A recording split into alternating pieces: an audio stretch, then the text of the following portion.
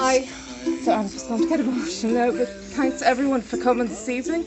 I really want to get to the point where people don't have to come out, they just are who they are. And this is Michael, my brother, who came out at 27 bravely back in the 90s. 3 years ago. Yeah. And we're very proud of him, and we're very proud of what he's done to influence other people. And, you know, to guide people along the way as well when he's gone through rocky patches and he can recognise it. So Michael wrote something this morning and I'd just like if he could read it out. And again, thank you all so much for coming. It really, really means so much to us.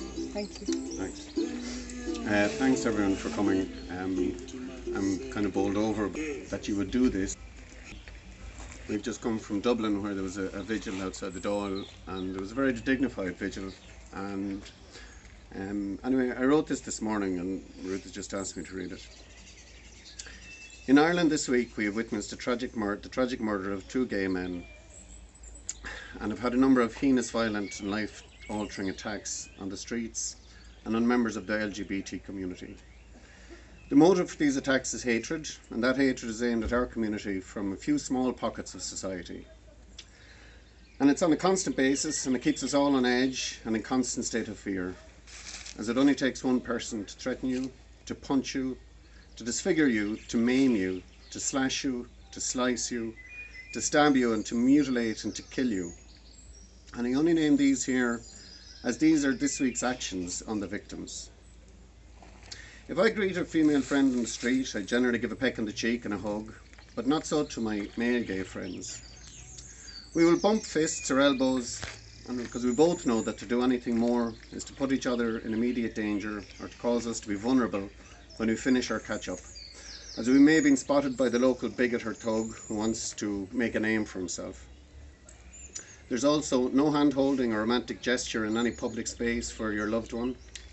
And that's normal and taken for granted by everybody else in society, mostly ignored for everybody else. We've all been yelled at, threatened and name-called on the street, and that's difficult enough, but it's the anticipation of violence that looms large with those events that causes most fear. We live with a constant micro-anxiety that lives forever in our systems, always on alert, always fearful, always vigilant. It's always on.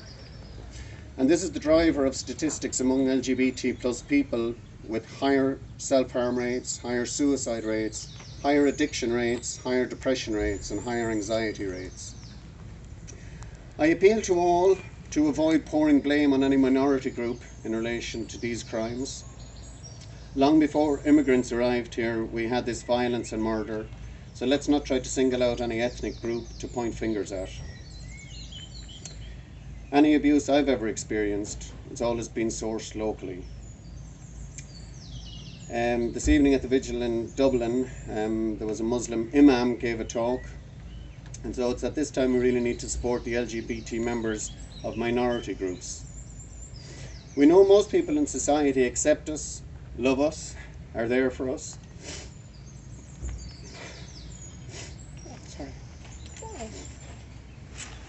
And in case you haven't had a chance to show your support for your LGBT friends, neighbours, colleagues, family members, clubs or teammates, classmates or employees this week, please show your solidarity, which is what you're all doing here today.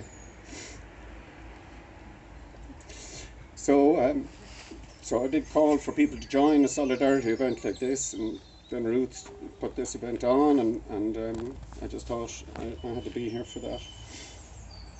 It's been a difficult and sad week, and it has highlighted yet again to us that we still cannot let our guards down, no matter what laws exist.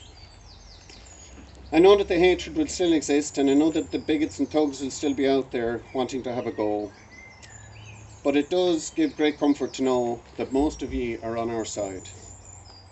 I want to thank you for hearing me out on this, and the fact that you're here and have shown your support means that I know you're in our corner. Thanks. This week has, after the murders and after yesterday's arrest, there was a lot of hatred poured out against the immigrant community, and this is not a time for division it's not a time for separation, it's a time for togetherness. And Cade is a gay Muslim person who has sought refuge in Ireland and has had to leave his country. And it was, I think, particularly poignant, I think, for Cade this evening to see the Imam of Dublin to come out and show solidarity for the LGBT community, something that he wouldn't experience in his country of Mauritius. So as when he heard I was coming down, he requested to come, and he just wants to say a few words. So if you could just give Cade a welcome, please. Hi all, thank you for being here. Thank you for taking time of your precious time to be here. Thank you for hosting this vigil. So in relation to the recent event that happened here, it just reminds us that hatred is not just here, it's everywhere. If I did not run away for my life, today I would probably be 6 feet under the ground.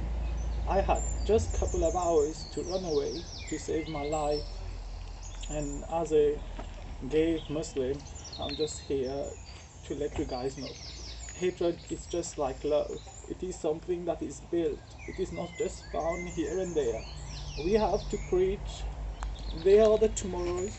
We have to preach them. Spread love, not hatred. Yesterday it happened in Sligo with this guy.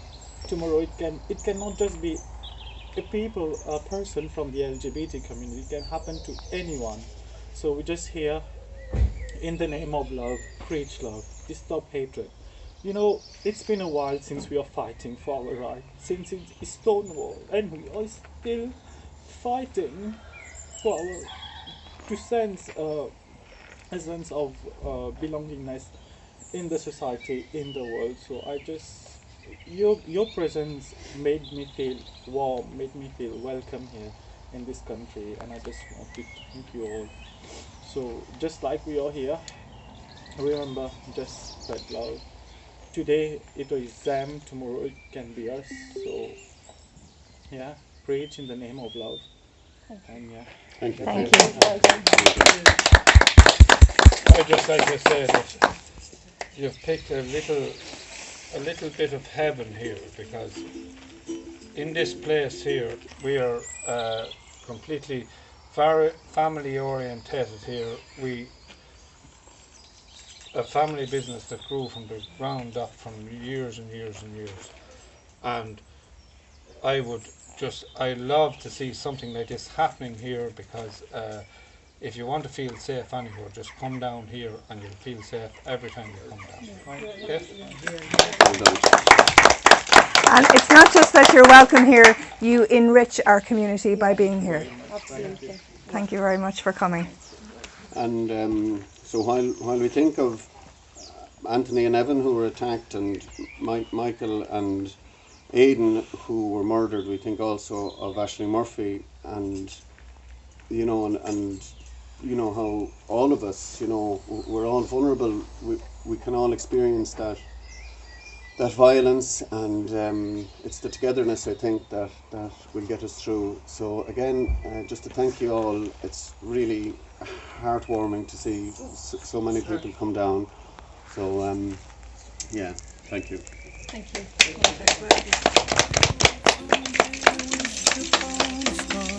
Wake up where the clouds are far behind me, where trouble melts like a lemon drops high above the chimney top. That's where